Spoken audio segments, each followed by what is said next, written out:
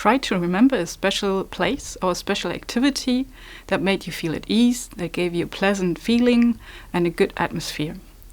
Now, think of, for instance, having a cup of tea on your comfortable sofa, listening to nice music, or having a walk in the woods. Have you ever thought what it actually is that makes you feel good? This has to do with how you engage with your bodily senses and the environment. Hi, I'm Ragna Winniewski from the University of Cologne. I'm doing research on theoretical concepts of synesthesia, but I also want to see how they connect to therapeutic approaches in the field of dementia. So I'm linking theory and practice in my research. Synesthesia is a term stemming from the old Greek term synaesthesis, and it means perception and how we perceive the world with our senses together. So it's a joint perception, basically. When one sensory modality is stimulated by another sensory modality, for instance, if you listen to a certain sound, you see a certain color. So they're connected. And that's what synesthesia as a phenomenon is about. It's about the connected way and the holistic way of how we perceive the world and how it is integrated by our bodily senses.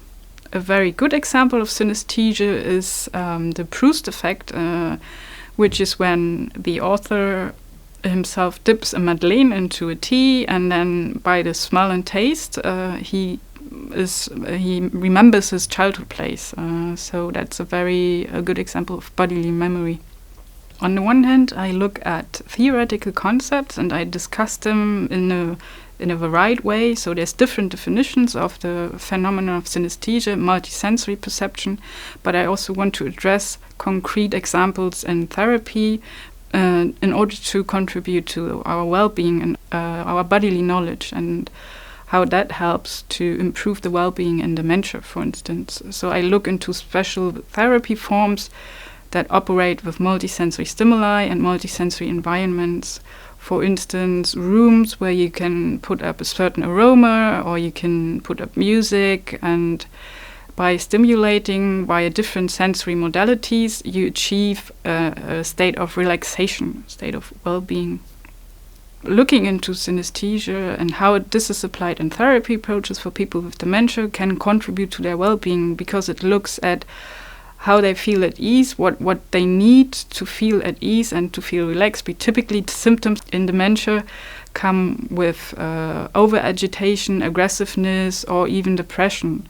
So by stimulating them in a multisensory way, we achieve a kind of a relaxation and a kind of well-being. So that's why it's important, in particular in an institutionalized care home, you need to create an atmosphere that they feel like home, or they feel at ease at the place.